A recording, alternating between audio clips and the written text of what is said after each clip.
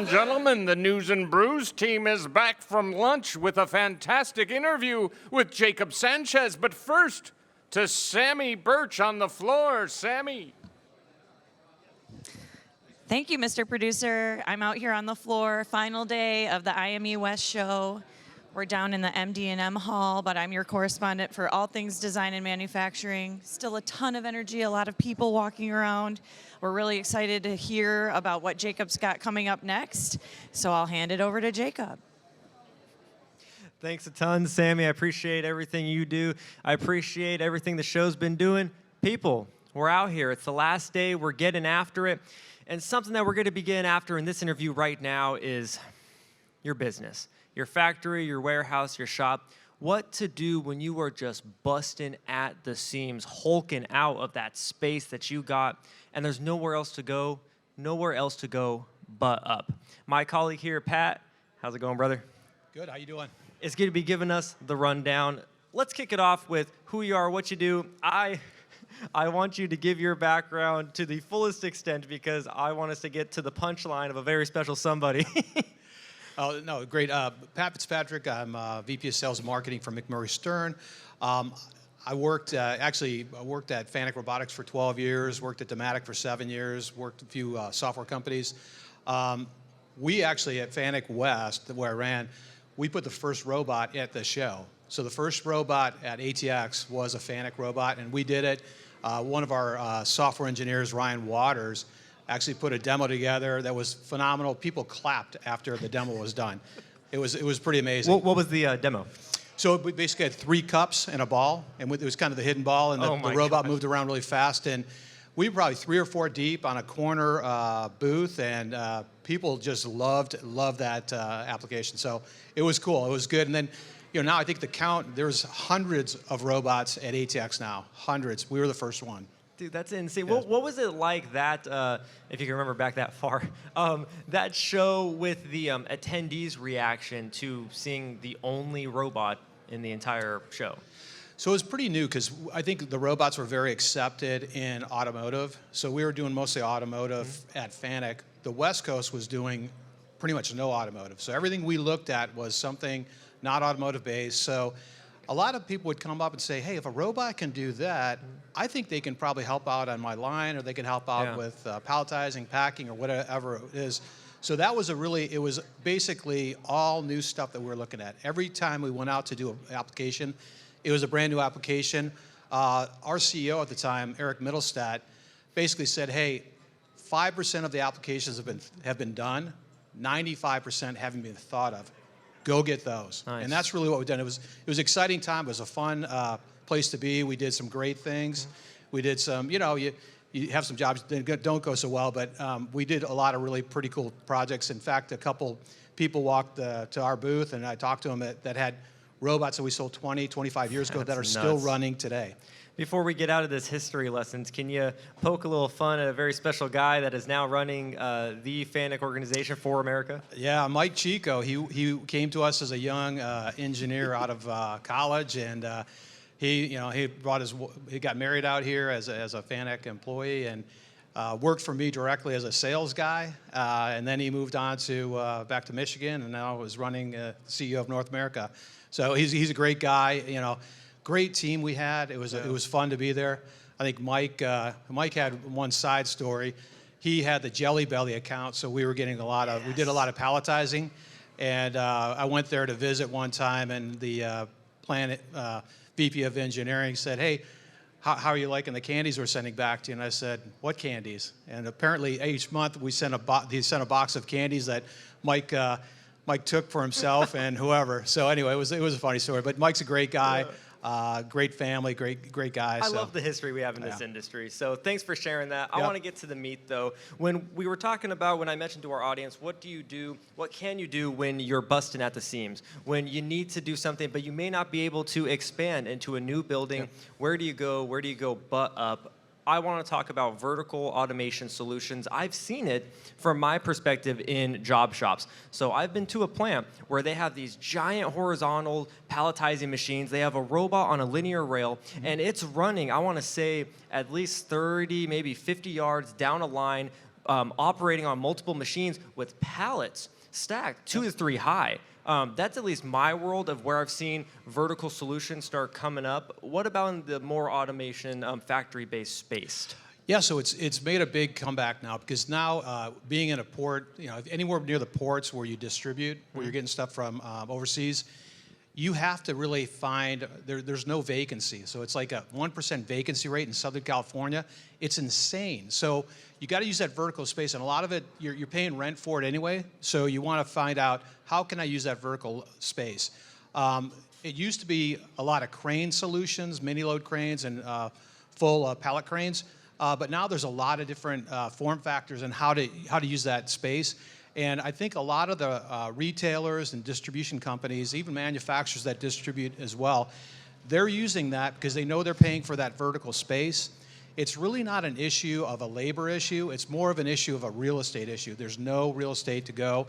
And you want to be close to the dock because you have drayage fees you pay from picking stuff off the ship and taking it to your warehouse. So that's kind of where we come in. We can find out, how are you storing? How are you delivering to your customer? If it's a pallet to pallet, it might be one solution. If it's a each's pick, where you break the boxes open, it may be a different solution that we select. We've got a lot of different solutions that we can choose from. So you just touched on something, though. You mentioned that it's not a people problem. You said it's not a labor problem. I haven't heard that said in this industry in a very long time. What do you mean it's not a labor problem? I feel like I haven't heard a company talk about, oh man, I got so many people, I need more technology, I need more space. I feel like it's always a people problem. It's a different type of labor problem now. So in the past, we always said, hey, it was like a 2 to 3 year payback for a robot to pay for itself, and that was kind of the metric that they used. Mm-hmm.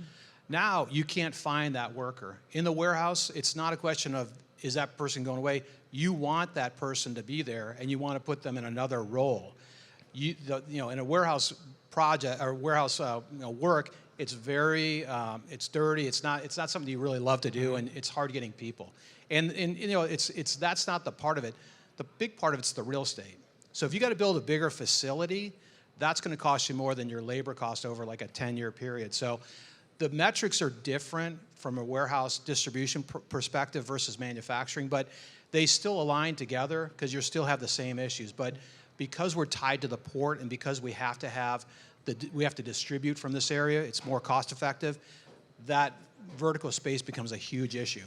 So I'm curious if you've done any international projects in any other countries when it comes to building factory automation or warehousing automation solutions, because I'm curious if this is something that architectures in the industrial space plan for. Is this something that companies should be looking into when they're starting their business? Because I feel like maybe a lot of businesses aren't even built to begin with to be ready for upward mobility. Yeah, you should really engage with a company like ours early before you even have the building in mind. Because we want to go use as much vertical space. 40-foot clear is now the new norm. It used to be 32, so 40-foot clear is the new norm. You really want to get to a point where if you can go higher, that's better. Now, we're in a seismic zone here, so there's some issues with that, but there are a number of manufacturers and distributors that have 80-foot high buildings in Southern California. So they are there, but you have to do a lot of permitting issues with that. But using some type of technology, like cranes or pallet shuttle technology, that can help you really condense your storage and really use better use out of the land. What are some examples of not just use cases, but actual technology that companies can start looking into to invest in when they want to start trying to do something in their factory, in their warehouse? Name off some of the applications with the technology used. I've seen, when I was at ProMat last year, I saw a robot that it was an AMR, and it could move along the floor to transport, but then it could also come up to a station on these vertical storage racks and move up and down it. Can you name some of those processes as well? Yeah, you're talking about something like an antibiotics. There's companies that have a form factor where they can actually move along the floor or move above the storage level, and then they can go up and down. Auto Store is another one that's kind of interesting where they actually pull. They have robots up top and they're pulling product that's stacked. Nice. So totes that are stacked. those are good technologies, and it depends on what your business is to make that kind of technology work. We're pretty agnostic to what the technology that we use. We really try to find the right solution, the most optimized solution. So we'll go a lot of different ways to find out what's the best for our customer. So I love talking about ways that people can improve. I love talking about new innovations and pushing people to change, but I want to be a little honest, and is there any insight you can give on challenges and real struggles that come with investing in upward automation and vertical automation?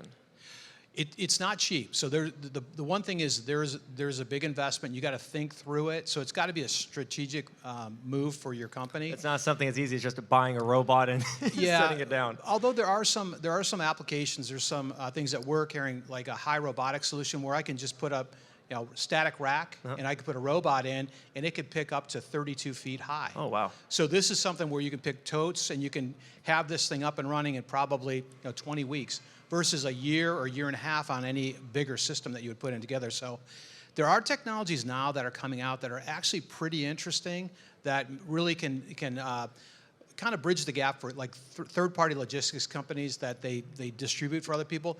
That's one area they usually are on 3 to 5 year contracts, so it's tough for them to justify a big capital expenditure. This might bridge the gap for that. Yes. The logistics thing that you just mentioned, I think that's a crucial and pivotal part of any type of factory or warehouse automation systems, is all because a lot of that is usually organizational in a sense. So being able to track where things are moving throughout your plant, where things are at all times, what's low, what needs to get refreshed before it's just gone.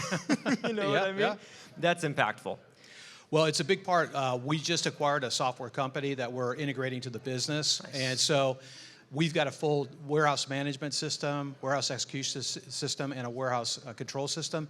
So that gives us an added layer to help solve these problems, and we can go across technologies and bring them together with our new software partner, our new acquisition. So that's a big thing, and you're right. The software is a huge part of what makes this all work. The mechatronics is great, but if you don't have good, robust software that integrates to your customer's software, it's not going to be successful. You really have to have that good, robust software. And that's something that we've been discussing a lot at this event, which I appreciate, is also the data behind, yes, we're implementing these systems, we're implementing new innovations, but how can we collect information from what's going on with our machines, with our systems, how our workers are working on the plant floor, and use that information to make improvements. I had a talk yesterday where we discussed how data, big data, a lot of the times is scary to a lot of people, not to the sense of they're worried about like how AI taking jobs, robots place people, blah, blah. They just think that data is scary because it's so overwhelming. Yeah. In a sense. So we, our main part when we engage with the customers, data is like a huge part of what we do. I'll go in and kind of roughly understand kind of where we're going. We use data, and we want to get it like a year's worth of order data from our customers to validate our designs, to make sure that that's the right design for the customer. So that's super important. The other part of it is, you mentioned AI. It's kind of a big buzzword now, but that's been going on for years. These algorithms that optimize, have been around for quite a while. The computing power, the NVIDIAs of the world, are allowing a lot of the applications you couldn't do years ago. You can do it now. I think vision's a good example. Yes. Where you didn't, when I first started at FANUC, we didn't do any vision, I think the first few years, and then probably by the time I left, half the jobs that we had vision on it. Is there a difference between, we were talking about, is there a difference between factory automation and warehouse automation? Is there a difference now that you're bringing up vision, now that you're bringing up machine learning systems, is there a difference between smart factory automation and simply factory automation? There's something in CNC machining machine tending, where you have parts coming in and out. I did a speech on simple tending and smart tending, where smart tending, you start bringing in more sensors, more communication. Is there such a thing as smart factory automation, where you're starting to bring in vision, sensors, more communication, or is it always like that? Well, I think it's funny because there's a couple companies that we're working with that they're doing predictive inventory that they're putting out. So in the high seasons, you have to be able to get, especially in fashion, like apparel, that goes out fast. I mean, in a 3-month period, it's unsellable. So you miss the season, and if you don't get stuff out quick, it's gone or they destroy it. So it's interesting, and I didn't know that until I got into this industry, but the one thing we look at is now there's predictive ways to put product out. So if the typical customer buys 3 items, maybe 25% of that time, one of the items is one SKU, and you want to have that readily available as a quick pick. And so there's different strategies that we employ based on data to help the customers get more value out of their season. When they want to get to the Black Friday where they want to make their money, that's important for them to hit that. So they build all the way up to that seasonal start at Black Friday, and then that's where they make their money for the year. Interesting. Brother, I appreciate everything you've brought today from the history of at this show. I had no idea that it's just so weird now to think of an industry without robotics, especially because I grew up in automation and manufacturing with robots. There was never an industry like this without it. Right. So I love hearing those stories. I love that it happened at this show. And at the end of the day, when you guys are looking to expand, when you're looking to do more, I know a lot of businesses, whether they're mom and pop, small, medium, large, looking for real estate is always the next big step. Sometimes it's a scary jump, but you need to be looking for that. If you're just busting at the seams, you need to get out of there. I'm Jacob Sanchez, your ATX West host correspondent. I'll talk to you again soon.